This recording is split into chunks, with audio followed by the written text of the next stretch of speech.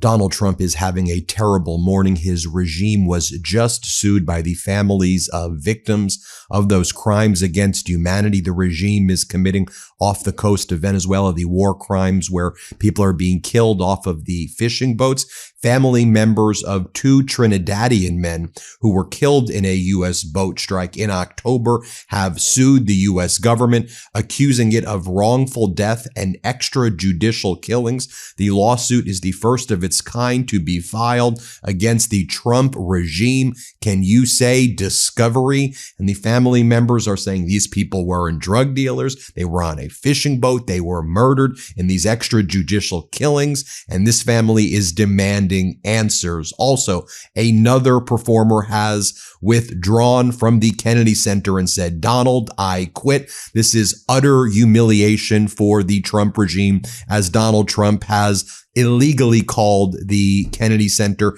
the Trump Kennedy Center, vandalizing it and destroying it. It was once profitable and very, very popular. People like going to the Kennedy Center. Then Donald Trump desecrated it like he desecrates everything. Here's a statement from Philip Glass. After a thoughtful consideration, I've decided to withdraw my Symphony No. 15 Lincoln from the John F. Kennedy Center for the Performing Arts. Symphony No. 15 is a portrait of Abraham Lincoln, and the value of the Kennedy Center today are in direct conflict with the message of the symphony. Therefore, I feel an obligation to withdraw this symphony premiere from the Kennedy Center under its current leadership. And you've seen the interviews I've done with Ben Folds, who quit back in February, last year, February, and there was now a massive exodus away from the Kennedy Center. Everybody is quitting because nobody wants to be associated with Donald Trump and his despicable regime. That, of course, includes world leaders. And we've been highlighting here on the MeidasTouch network how world leaders have been forging alliances with each other and cutting out and icing out the United States. One of the biggest alliances and the biggest trade deals that was just forged as a result of Donald Trump attacking the EU and Donald Trump attacking India is an EU-India trade pact, which Ursula von der Leyen, the president of the European Union Commission, said is the mother of all trade deals. Goodbye, USA. The EU and India have signed a trade and security agreement in New Delhi today. According to Ursula von der Leyen, the new agreement creates a free trade zone for around 2 billion people, and it's being framed as the two biggest democracies in the world, European Union and India, forging this trade agreement. Also, you had the UK, Germany, Denmark, and other European countries signing a clean energy pact at a summit in Hamburg, pledging to deliver 100 gigawatts of offshore wind power through large-scale joint projects. But then you have Donald Trump and his regime claiming that Prime Minister Carney of Canada called Trump yesterday and said, Donald, I'm so sorry for everything I said about you in Davos. I'm sorry, Donald, if I've been mean to you. You were right about everything. Donald Trump had his sycophant cabinet members like Treasury Secretary Scott Bessent go on TV and say, we got an apology from Prime Minister Carney. Remember, I put that in the video this morning earlier in the day. Well, Prime Minister Carney's out with a statement laughing in Donald Trump's face. Canadian Prime Minister Mark Carney dismissed the idea that he walked back his statements in Davos during a call with Donald Trump. Quote, to be very clear, and I said this to the president on the call, I meant what I said in Davos, Carney told the CBC before a cabinet meeting. Carney added that Canada was the first country to understand the change in U.S. trade policy that he had initiated. And we're responding to that. As our editor-in-chief, Ron Filipkowski, writes, Trump lying about the substance of a call with a foreign leader, chapter 1378. Meanwhile, Donald Trump is sending his sycophant regime senior officials to continue to defame Alexander Pretty, to continue to defame the great people of Minnesota. Tricia McLaughlin, one of Donald Trump's senior leaders, even though her behavior does not exhibit that of leadership. Here's what she had to say on state regime media this morning, where she said she's standing by calling Alex Pretty a domestic terrorist. Play this clip. Tricia, is the department and the secretary pulling back that label of domestic terrorist from the Alex Pretty situation? Dana, in this situation, we have seen on the ground in Minneapolis a highly coordinated campaign of violence against our law enforcement. Your viewers have seen the images. And in this case, we saw an individual who he was armed. He got into a physical altercation with law enforcement. He was in the course of obstructing a federal operation, which is a federal crime. The Department of Homeland Security, we work every day to make sure we're giving the American people swift, accurate information, and so we'll continue to do that as facts are emerging, as things are evolving. Then are you standing by calling him a domestic terrorist? Well, we'll let this investigation that Homeland Security investigators are leading, the FBI is supporting, and CBP is doing a separate internal investigation as well, Dana. Okay, so I guess it stands. Then let me ask. Then Tricia McLaughlin says that Kristi Noem is not going anywhere. Let's play this clip right here. How is the secretary prepared to help him fully make that pivot? Yeah, absolutely, Dana. And I think the president and secretary, they've had at-length discussions. I can't get into those specifics, but Secretary Noem will continue to oversee, of course, the Department of Homeland Security, and she's very happy that Tom Homan, who is a great asset to the president, has a great depth of experience and insight that he will be overseeing Minneapolis.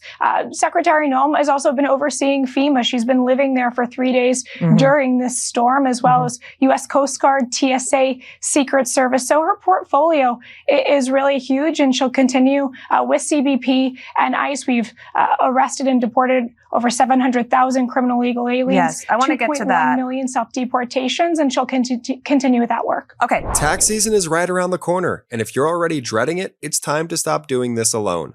Collective keeps your business tax ready all year long. From capturing every deduction and clean books to quarterly tax estimates and professionally prepared tax filings. It's the all-in-one back office that turns tax season from a panic into peace. Collective is the first all-in-one financial solution built exclusively for solopreneurs, saving you time and money. They help you structure your business for success, whether that's forming a single member LLC or adding an S-Corp election. Collective's AI engine is backed by expert oversight, automatically categorizing every expense so you never miss a deduction. Beyond bookkeeping, they help with your quarterly tax estimates and prepare your business as well as personal tax returns so you never miss a deadline.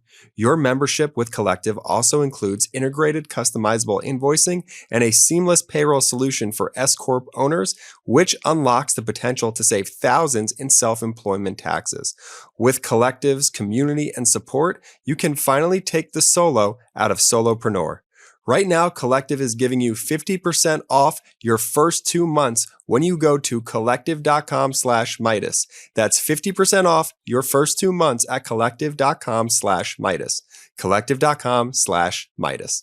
But what Donald Trump and his regime were focusing on today was trying to promote Melania Trump's movie after the ticket sales have been absolutely abysmal. While our nation is suffering, while people are psychologically tortured, living paycheck to paycheck right now, if they're lucky enough to get a paycheck, where people can't afford homes, they can't afford rent, where people are struggling here in this country, the long-term unemployment is like the highest it's been in recent history.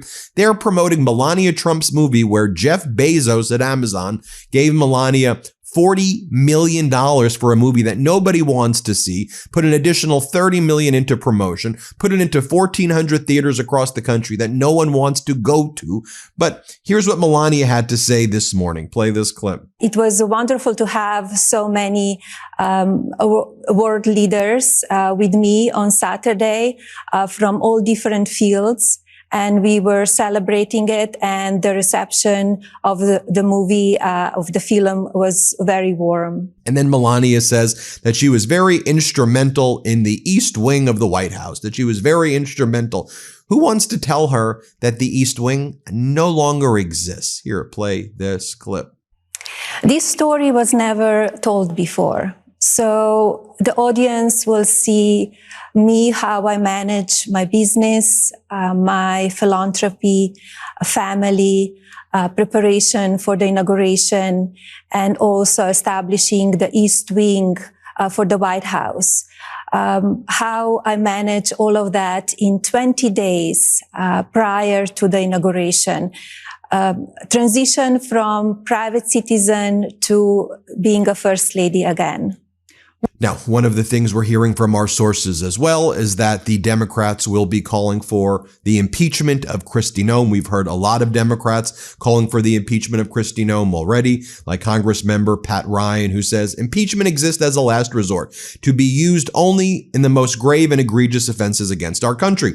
Weaponizing a federal agency with a budget bigger than most militaries to kill American citizens in the streets, deport U.S. veterans, and illegally break into people's homes and then lie about it all repeatedly most certainly meets the weighty standard. The Department of Homeland Security was created to make America feel safe and secure at home. Secretary Noem has failed at this mission, and today millions of Americans are living in fear because of the agency's action. That makes us all less safe. Secretary Noem had many chances to take accountability. The Trump administration had many chances to hold her accountable. At every turn, they doubled down on their cover-up of her egregious violations of the public trust. It is clear that action must be taken by Congress. On behalf of my constituents, I'm sponsoring articles of impeachment for Kristi Noem. And meanwhile, you have the Trump regime's top MAGA influencers like Scott Pressler posting the following. When Democrats try to insult me by saying I look like Brooke Shields, I take that as a huge compliment.